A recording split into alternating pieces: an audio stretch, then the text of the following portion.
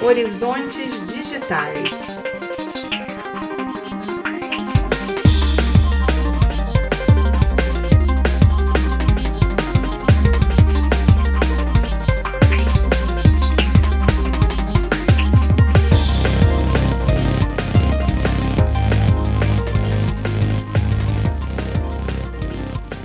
Olá, bom dia, boa tarde, boa noite.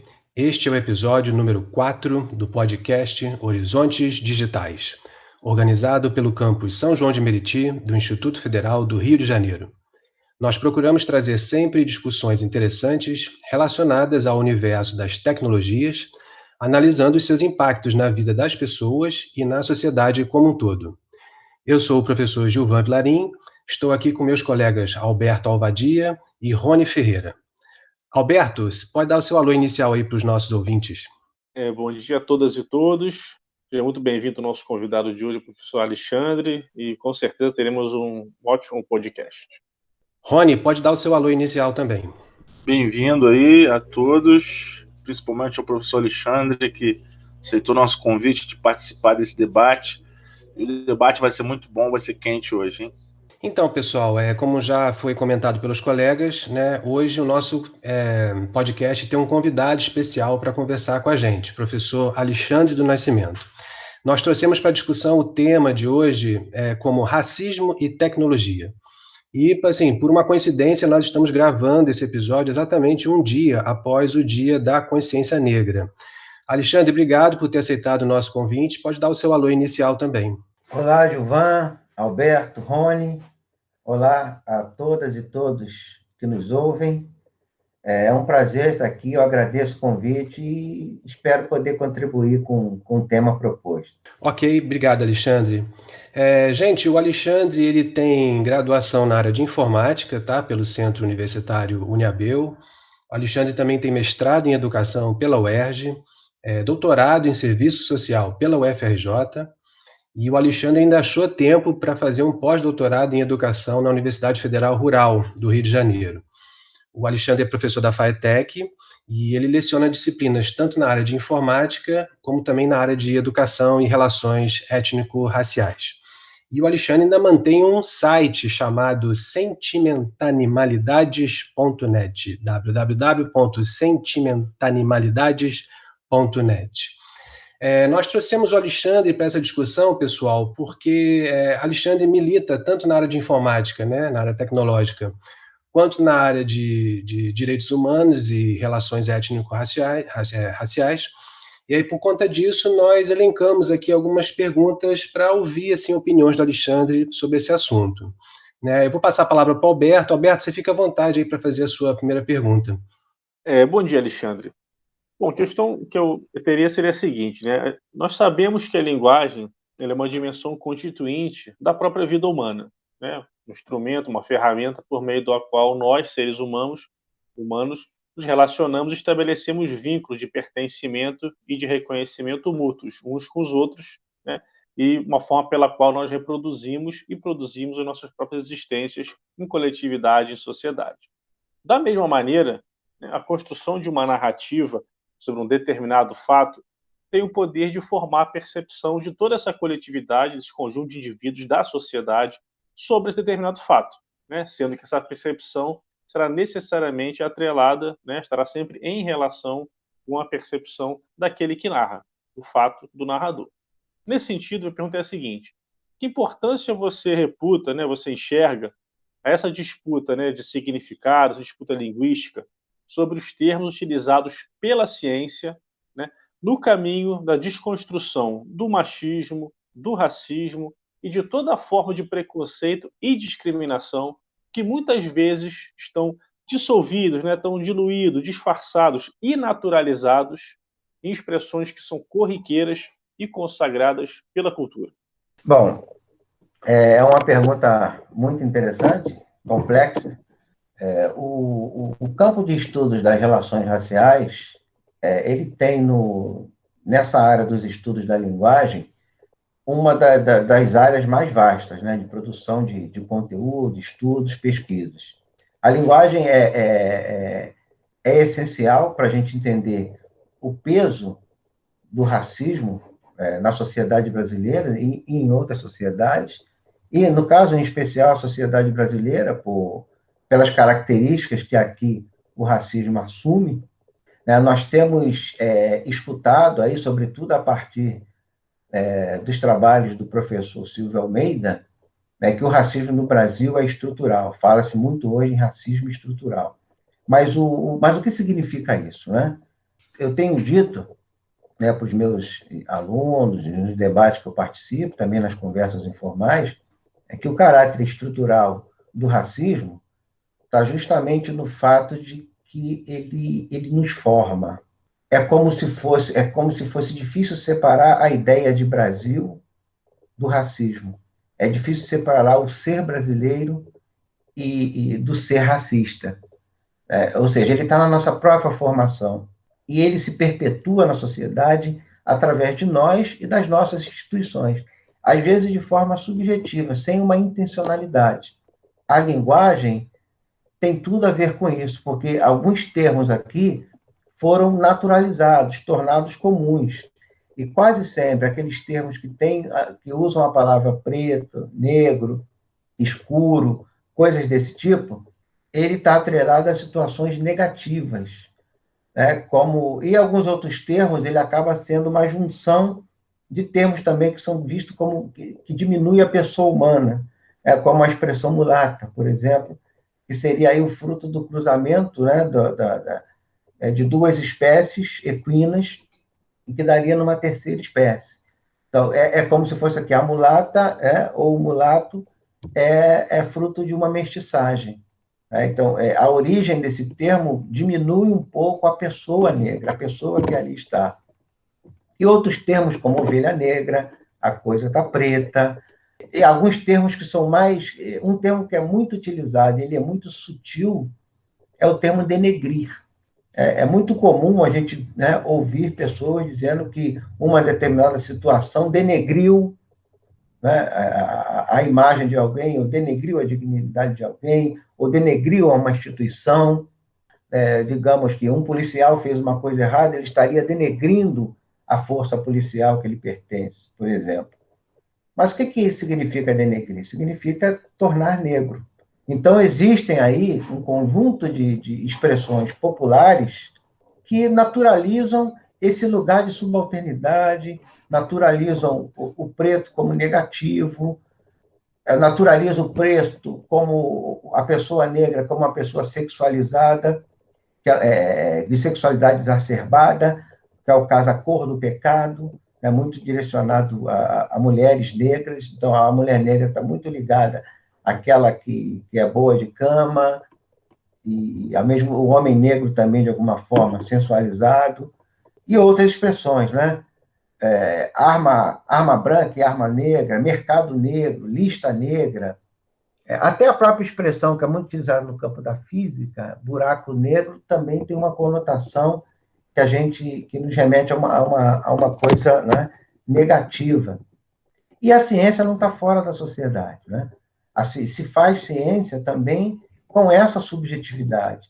Então, algumas escolhas da ciência vêm por aí. A população negra tem determinadas questões que afligem mais, né, a pessoa negra. Só para encerrar aqui, vou citar o caso da anemia falciforme, né, que é uma doença que acomete de forma mais grave as pessoas negras e que até hoje não tem estudos muito complexos a respeito dessa doença. Então, é como se fosse uma coisa menor, né, de menos importância para a ciência. Então, o cientista, assim como também o desenvolvedor de tecnologia, a pessoa que desenvolve, que produz esses estudos, ele também ele reproduz o racismo de forma com a sua subjetividade, com a sua visão de mundo. Né? Por quê? Porque determinadas coisas se consideram menos importantes do que a outra. E numa escala de importância, a pessoa negra ou as culturas negras, no caso brasileiro, são tidas como menores, de menos importância. Então, aí há uma indiferença. E uma das coisas que caracteriza o racismo, até mesmo antes do ato discriminatório, o ato de discriminar, antes daquela frase racista que se diz, ou da piada, é a indiferença, né? O racismo tem muito a ver com a indiferença. Quem faz uma fala racista, quem comete um ato racista, ele primeiro está tratando aquela pessoa, aquela situação com indiferença. A mesma indiferença que, por exemplo, numa operação policial, numa comunidade mais pobre, de maioria negra, acontece. Né? Então, não significa exatamente que o policial matou aquele rapaz negro porque ele foi deliberadamente para fazer aquilo. Mas ele trata aquele lugar com uma indiferença, ou seja, se eu pegar o bandido, mas né, tiver ali 2, 3 pessoas mortas, ainda é lucro, porque aquele lugar, aquelas pessoas não têm importância. Da mesma forma como tratou com indiferença a Sari em Porto Real, lá em Recife, tratou o menino Miguel, de 5 anos, com uma indiferença e com um grande desprezo, a ponto de deixá-lo passear no elevador, um menino de 5 anos que acabou numa coisa muito trágica, que foi a morte do menino que caiu, né, do 9º andar no prédio. E então o que marca essas duas situações, a meu ver, é a indiferença. E isso aparece também na ciência, e a linguagem tem tudo a ver com isso, porque essas narrativas racistas sustentam cada vez mais essa indiferença. Nesse ponto, eu acho que é essa a minha reflexão aí para vocês. Eu espero que eu tenha aí alcançado a profundidade da pergunta, Alberto. Sim, é muito interessante essa reflexão a partir da pergunta do Alberto, até porque, Alexandre, é engraçado porque há uns meses atrás, quando a gente pensou em trazer essa temática para o podcast, a gente pensou em chamar você pela sua formação, e a gente estava acompanhando uma notícia bem recente, de 3 meses atrás no máximo, de que algumas empresas da área de tecnologia, grandes empresas como Google, Oracle, elas estavam começando a adotar medidas para banir, né, de determinadas discussões tecnológicas alguns termos que a gente usa na área de computação, por exemplo, e que teriam uma conotação racista, mas em nenhum momento, durante décadas, a gente se preocupou em problematizar ou criticar o uso desses termos, né? Vou dar um exemplo muito simples, né, que alguns aqui conhecem.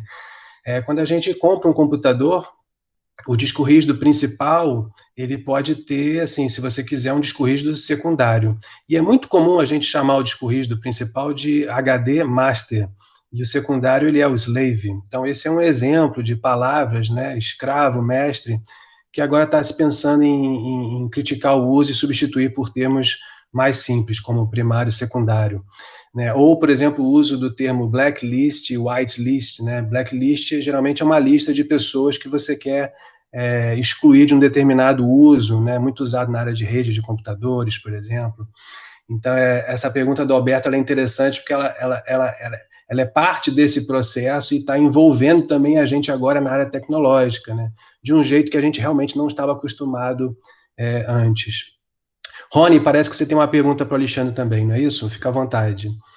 Sim, sim. Prazer tê-lo aqui conosco, professor Alexandre.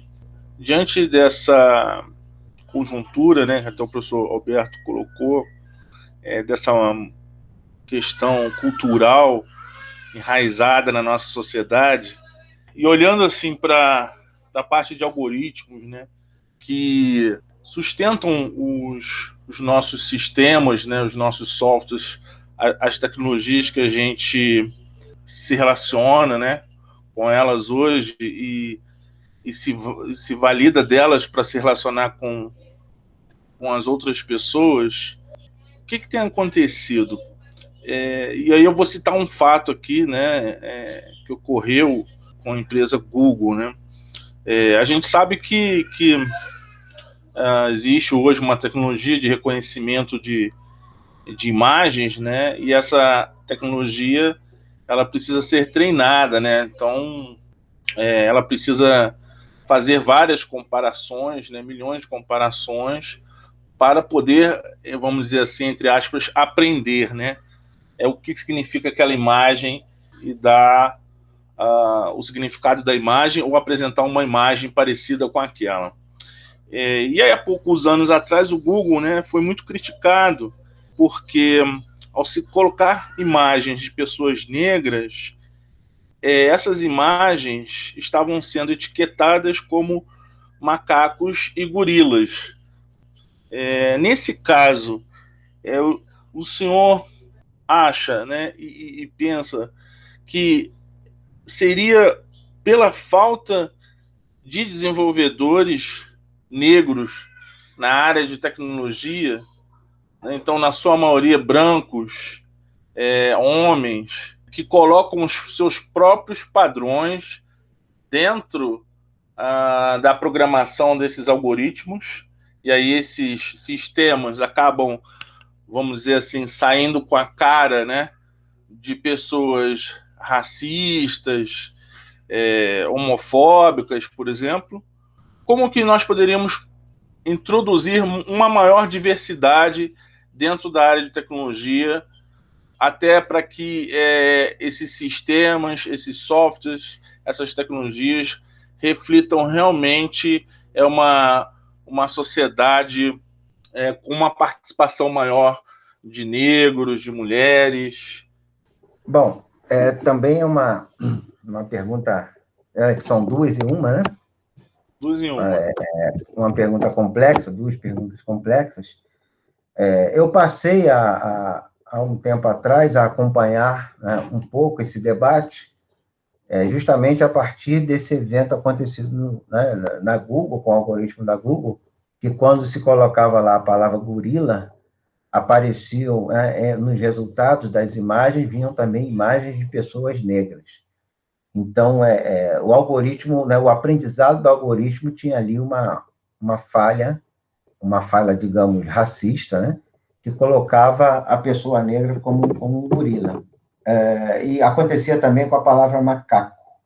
O fato é que hoje a própria empresa, né, ela fez uma correção nesse processo, quer dizer, deve ter ampliado ali o número de cruzamentos de banco de dados, de imagens de banco de dados, para evitar, ou criado novas palavras-chave, para evitar esse tipo de resultado.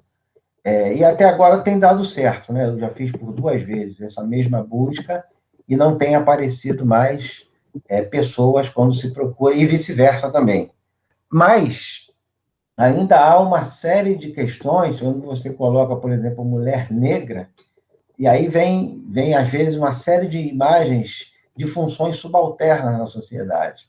Assim como você coloca beleza, você vê uma série de imagens de pessoas brancas, sobretudo mulheres, né? Então, você vê que tem aí parece ter aí um pouco da subjetividade desses desenvolvedores também, das empresas.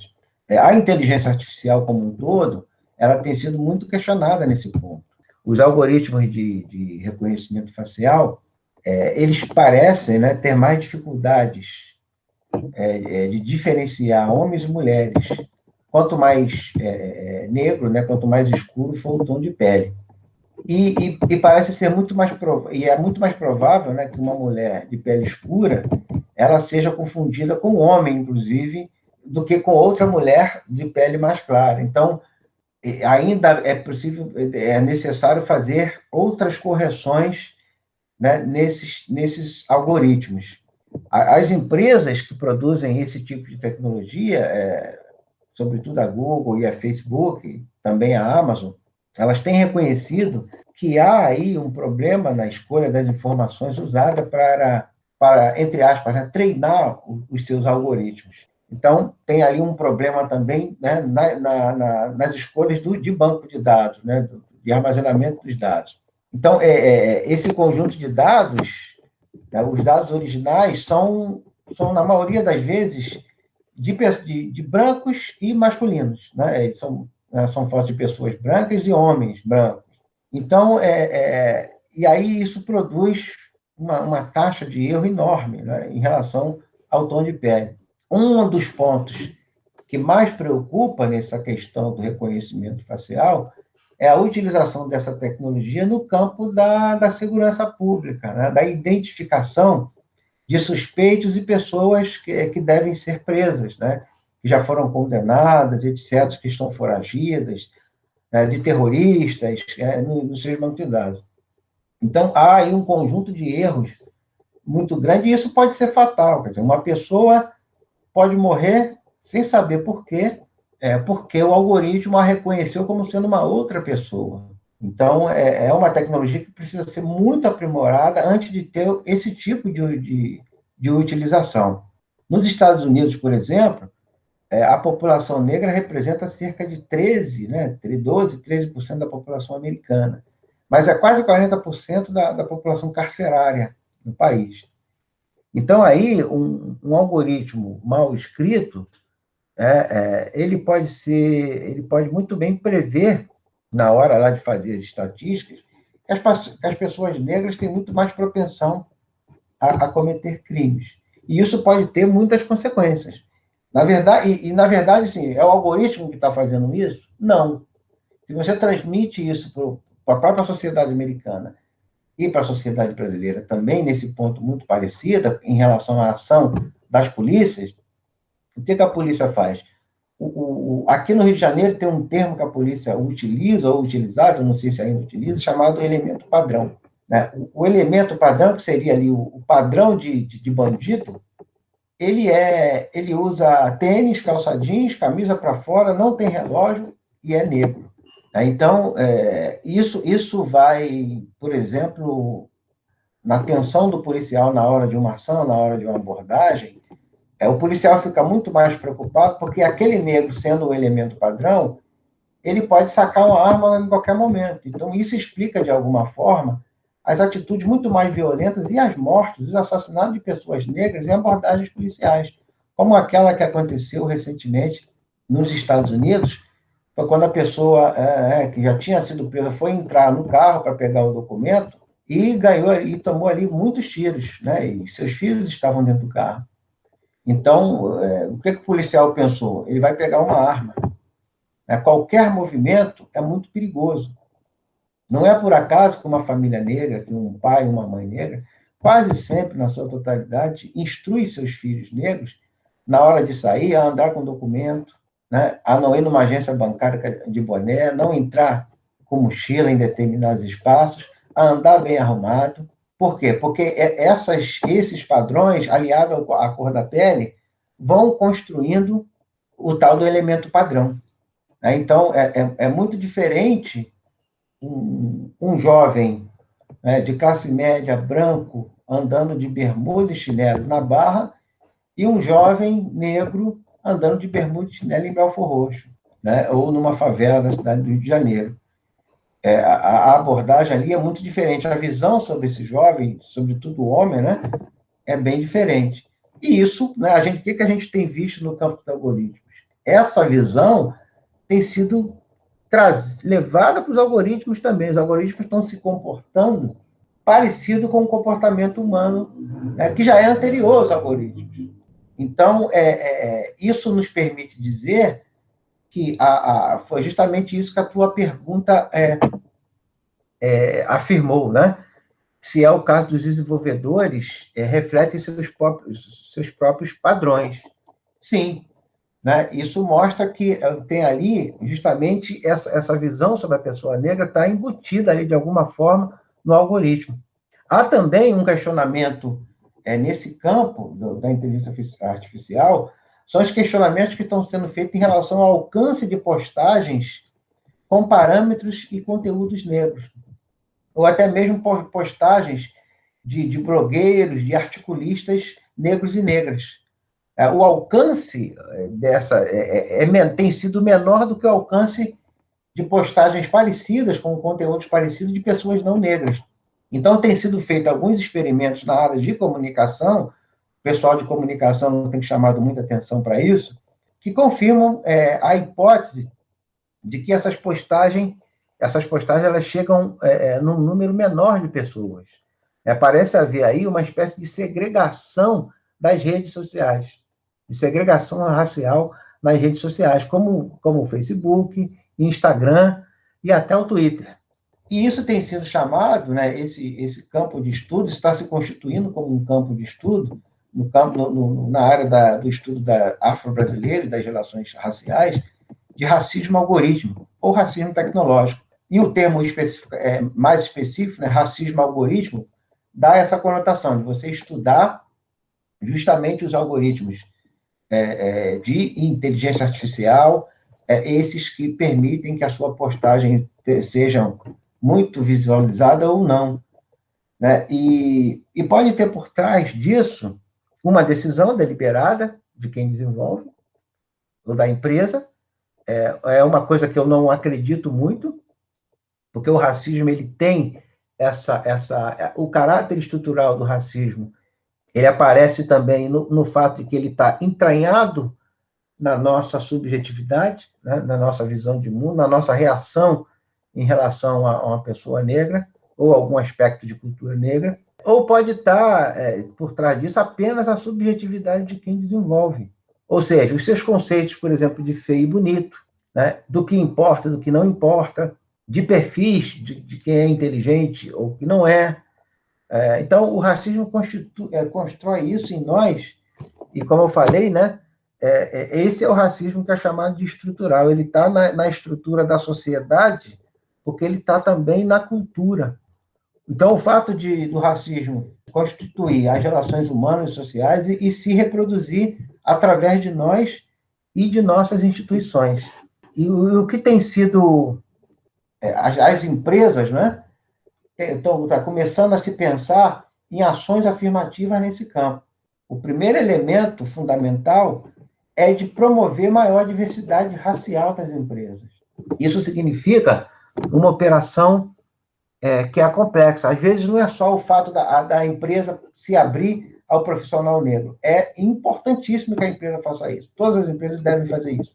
A exemplo do que fez recentemente o Magazine Luiza, e que está sendo seguido pela Bayer do Brasil, que ambas lançaram um programa de trainee.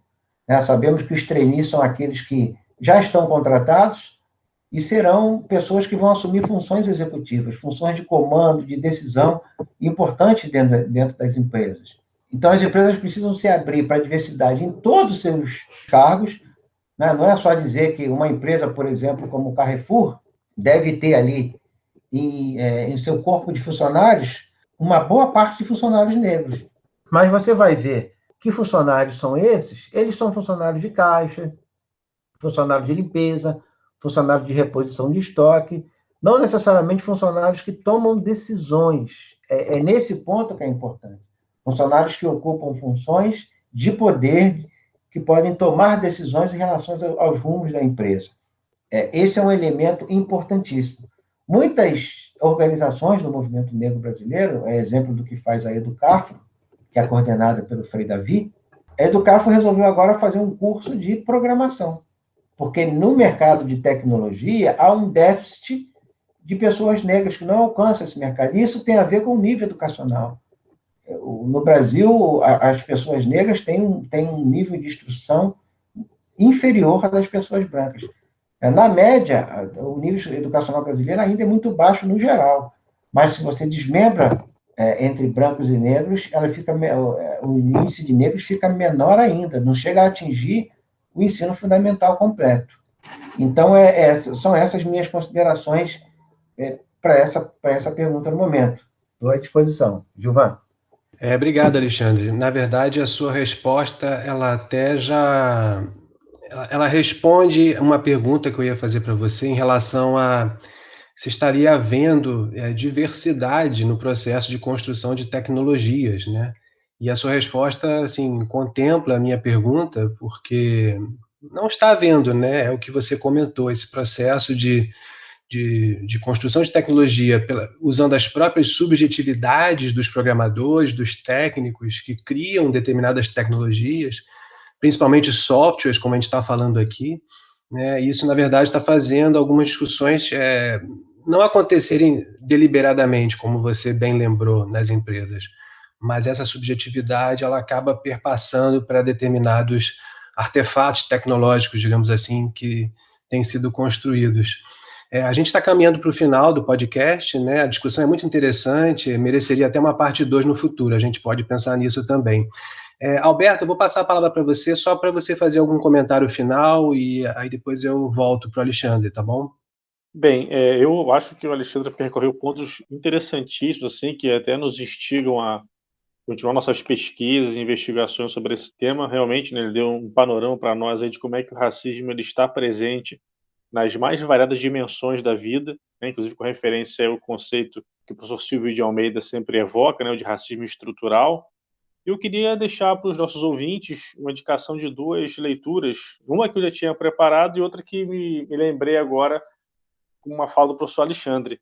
A primeira é o livro Elemento Suspeito, né, de Silvia Ramos e Bárbara Musumeci, que identificou, né, a influência de filtros sociais e raciais, na determinação lá do que seriam os elementos suspeitos pela polícia nesse livro do Rio de Janeiro.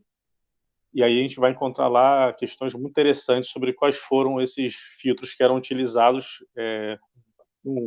tentar não dar spoiler, mas é uma publicação que nos oferece elementos muito interessantes para dialogar com as nossas próprias referências e com nossas percepções. E a segunda dica, para encerrar, são 2 livros do Umberto Eco, o exegeta italiano falecido há alguns anos, e me lembrei porque quando o professor Alexandre colocou a questão dos nossos valores como construção social, né, de que nós valorizamos, o que não valorizamos, o que achamos belo, né, o que valorizamos como objetivo para nossas vidas. Então, os livros do Humberto Eco, História da Beleza, História da Feiura, são muito interessantes, bastante ilustrados, nos mostram exatamente como é que aquilo que nós, enquanto sociedade, reputamos como valor tem a ver com o círculo social, com o período histórico, com as referências que nós temos.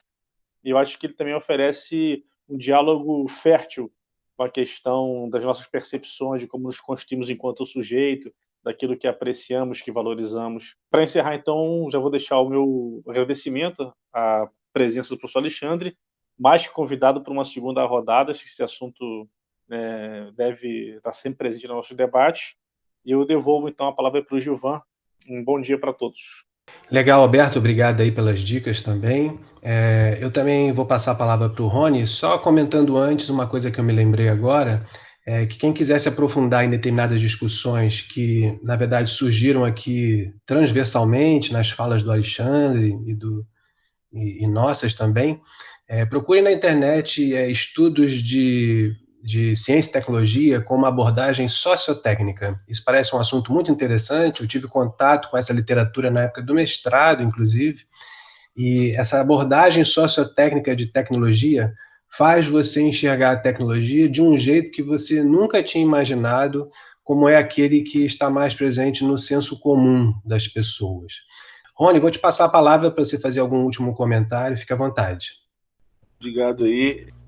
Eu agradeço, né, a participação do professor Alexandre, que trouxe para a gente, né, várias reflexões sobre essa questão do racismo, principalmente dentro da área da tecnologia, né, e que a gente, como professor, principalmente dessa área, a gente percebe, né, a quantidade e a divisão, a diferença que existe entre brancos e negros dentro dessa área. E como o professor Alexandre bem disse, a educação ela é um elemento importante para a mudança, né? Para que a gente tenha aí tecnologias que possam acolher a todo tipo de pessoa, independente da sua etnia, da sua religião, do seu sexo, enfim, que a gente tenha tecnologias que possam servir de forma igualitária, né, a todo ser humano.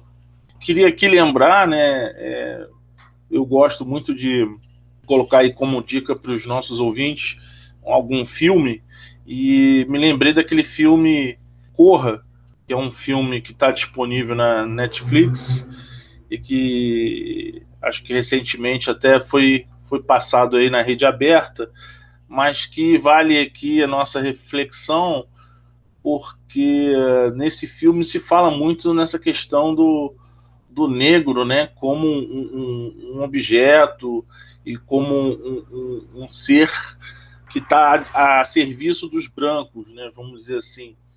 E eu acho que é um filme que tem várias questões ali que nós colocamos aqui hoje e que também mostra, né, como a tecnologia pode ser desenvolvida para favorecer uma determinada parte, né, e no caso os brancos, e colocar os negros numa posição de objeto, né, de objeto que não tem, por exemplo, o filme destaca isso de uma forma muito forte, que não tem capacidade de pensar, né? Então, na mente dos negros poderia ser colocado a mente de uma pessoa branca e essa pessoa branca viver muito mais anos, né? Não vou ficar dando um spoiler, não. Deixo aqui a curiosidade para vocês, para quem não viu. Para quem viu, vale a pena rever de novo. E mais uma vez agradeço aos meus colegas Gilvan e Alberto, e agradeço ao professor Alexandre. Até uma próxima, e com certeza. Legal, Rony, obrigado aí pelos comentários, pela dica do filme. Já vi esse filme também, muito interessante, trabalha com camadas de cinema diferentes, então é filme de terror, mas é uma discussão sobre racismo e tem umas metáforas dentro do filme. Recomendo também, e não vou dar spoiler também não. Alexandre, eu vou te passar a palavra para os seus comentários finais, você fique à vontade, e se você quiser comentar alguma coisa que a gente não perguntou sobre esse tema, fique à vontade também. Valeu. Tudo bem. Me permita só voltar um pouco à questão anterior, que é justamente sobre a questão da diversidade nas empresas. Eu queria dizer, então, que a tecnologia ela não é neutra, né? Como a gente refletiu um pouco aqui. Ela reproduz e tem reproduzido comportamentos, visões de mundo, as culturas de quem cria, né? E sabemos que as tecnologias que nós usamos no dia a dia são, em sua maioria, criadas por homens brancos e heterossexuais. Né? Então, isso é um elemento a ser considerado pelas empresas. Né? Nesse caso, então, as empresas precisam assumir a sua parcela de responsabilidade, né, por ações afirmativas, né, conteúdos e produtos que possam produzir um impacto positivo na sociedade nesse campo, né, de melhoria das relações raciais, de que produtos e serviços não submetam pessoas negras a um constrangimento, ou pessoas de outros grupos também, né, discriminados e que são vítimas de diversos preconceitos na sociedade. Então, trabalhar para ter mais diversidade nas equipes técnicas, né, e de decisão. Entender que o racismo, ele né, como já dissemos aqui, ele é estrutural e que um compromisso com todas as pessoas de atuar para diminuir as desigualdades é importante. Então, por isso, é importante entender que a diversidade não é paternalismo. A empresa produzir ali um programa de diversidade não é paternalismo, é uma correção, né? É uma recomposição dos seus quadros, porque isso vai ter influência nos seus produtos e serviços. Estudos nos Estados Unidos mostram que quanto mais diversidade tem a empresa, ela melhor comunica com o público, ela se fortalece nas suas vendas, porque esse é um elemento importante, quando o público se sente contemplado de forma igualitária, de forma respeitosa, com produtos e serviços. Isso pode se tornar mais lucrativo para as empresas, inclusive. É bom que se diga que esse debate é um debate que não surge no campo do socialismo ou do comunismo, historicamente falando. Ele é um debate que surge na sociedade capitalista. E sociedades que tinham outras questões, como a sociedade indiana, que é uma sociedade, né, organizada em castas. O próprio Estado indiano, lá na década de 40, percebeu que isso é um problema, e os primeiros programas de cota foram desenvolvidos na Índia na década de 40, justamente para possibilitar que aquelas castas ditas inferiores pessoas dessas castas, pudessem acessar o serviço público e as universidades. E, com isso, com o tempo, melhorar a mobilidade, né, e a ascensão social dessas classes sociais. Porque não é interessante para nenhuma sociedade capitalista um padrão de desigualdade muito alto. O Brasil ainda precisa aprender muito o poder econômico, as elites do Brasil, os bancos aqui no Brasil precisam aprender muito, que eles podem, inclusive, potencializar os seus lucros, promovendo mais diversidade nas empresas, na diversificação dos seus produtos e das suas equipes. Recentemente, uma outra empresa, o Nubank, a dona do Nubank, falando lá numa entrevista, ela deixou passar uma coisa, né? Quando se foi provocada sobre a inclusão de padrões negros, ela diz: a gente não pode nivelar por baixo. Olha o que ela pensa das pessoas negras, que é nivelar por baixo. Né? Depois ela tentou corrigir e tal, mas resolveram fazer um programa, vamos ver. Anunciou que vai ser feito um projeto, vamos ver que projeto será. Então, não é por acaso que as ações, o movimento negro passou a trabalhar muito no sentido das ações afirmativas, de inclusão. E de outras ações afirmativas, que no nosso caso aqui, ela é muito importante, é justamente a ação afirmativa na área de educação, que é o artigo 26A da LDB, criado pela Lei 10.639.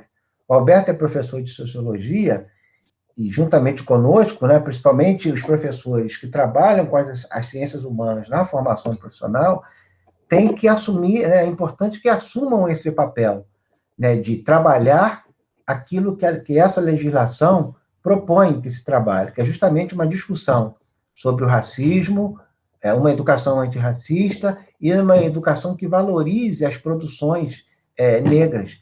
Inclusive, nós, na área de informática, por exemplo, há uma relação muito próxima entre o padrão numérico hexadecimal, que é um dos nossos mitos fundadores, da informática, com os 16 elementos do jogo de búzios. E nós sabemos que a matemática tem uma origem africana.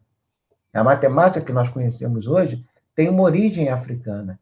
A primeira máquina de calcular foi africana, feita com pedras e pequenos ossinhos, que era uma técnica ali de fazer cálculos matemáticos básicos. Resgatar esse conhecimento é importante para que as pessoas possam ver que a África e as pessoas negras são produtoras de conhecimentos científicos valiosíssimos e que fundaram determinadas áreas do conhecimento. Eu quero, inclusive, também destacar aqui, quando a gente fala da subjetividade do desenvolvedor, eu também estou falando do profissional negro. No Rio de Janeiro, há um grande número de profissionais negros na área de programação. Muitos deles trabalhando de forma autônoma, no movimento do software livre. Eu já participei de alguns grupos que discutiam isso, e com muitos profissionais negros, mas os profissionais negros sem uma discussão racial. E também não adianta só a inclusão do negro, porque o negro, como vive numa sociedade cujo racismo é estrutural, ele também tende a reproduzir a mesma coisa, porque a cultura racista continua ali. Então, esse trabalho na educação, e quando eu estou falando da educação, não estou falando só de escola, a mídia tem um grande papel nesse processo, a mídia falada, escrita, a televisão, e agora as redes sociais, a internet, tem um papel importantíssimo nesse processo educacional da sociedade. A gente tem visto alguns movimentos, por exemplo, a Rede Globo, que há pouco tempo não queria nem saber dessa discussão, hoje abre espaços para conteúdos e tem incentivado isso. Ontem mesmo foi apresentado uma produção do Lázaro Ramos chamado Falas Negras, que resgatou e que deu conhecimento de muitas personalidades negras que lutaram contra o racismo no Brasil, nos Estados Unidos e na África. Esse trabalho nos cursos de formação são fundamentais. Então, contar com a parceria dos colegas das ciências humanas e nós mesmos, da informática, nos apropriarmos desse debate, desses conhecimentos, é fundamental para que a gente forme profissionais técnicos e de gestão que vão trabalhar diferente nas empresas, que vão olhar diferente. Quer dizer, chega um tempo, como um trabalho educacional bem feito, chega um tempo que quando o sujeito escuta denegrir, ele diz: opa, calma aí, não é bem assim. Então, quer dizer, a educação aí, ela tem um papel importantíssimo nesse processo, e esse trabalho que vocês estão fazendo contribui muito para isso, a construção desses podcasts, desse debate, porque é justamente levar para a escola, para dentro da escola, além daqueles conteúdos ali do currículo escolar, da grade curricular. Aliás, eu aprendi recentemente, num debate, que o termo grade curricular nos diz muito, né? Grade é um negócio que prende. Então, a gente precisa tratar o currículo fora da grade. É fazer isso que vocês estão fazendo aqui e levando uma reflexão diferente para os nossos estudantes do ensino técnico, do ensino médio, do ensino profissional. Então, é necessário, sim, uma parceria de todas as áreas que trabalham com formação para que a gente melhore também essa situação lá na frente. As empresas precisam incluir, mas é preciso também que os profissionais que entrem nessa inclusão entrem imbuídos com uma cultura antirracista e imbuídos desse combate às desigualdades raciais, à discriminação racial, para que os nossos algoritmos e outros produtos possam melhorar e a gente ir caminhando para uma sociedade efetivamente democrática, né? Como diz o Manifesto da Coalizão Negra por Direitos, não há democracia com racismo. Então, eu quero agradecer muito a oportunidade de ter participado com vocês aqui desse debate. Gilvan, meu amigo, já de algum tempo, gostei muito de conhecer aqui o Alberto, o Rony. Peço a vocês que transmitam lá meu abraço ao professor Rodinei, né, diretor do Instituto, que também é meu amigo, já de longa data, e fico aí à disposição para a gente participar de novos debates e contribuir com vocês, e também, né, espero convidá-los um dia para a FAETEC para a gente debater essas e outras questões pertinentes. Então, muito obrigado. Alexandre, nós que agradecemos a sua participação. Esse é um tema que realmente não se esgota só com um episódio de podcast, né? Quem sabe no futuro a gente chama você para uma outra participação aqui no Horizontes Digitais. Então, reforço o agradecimento dos colegas por você estar conosco aqui hoje. Obrigado a todos por terem escutado esse episódio e até um próximo episódio do Horizontes Digitais. Valeu, um abraço.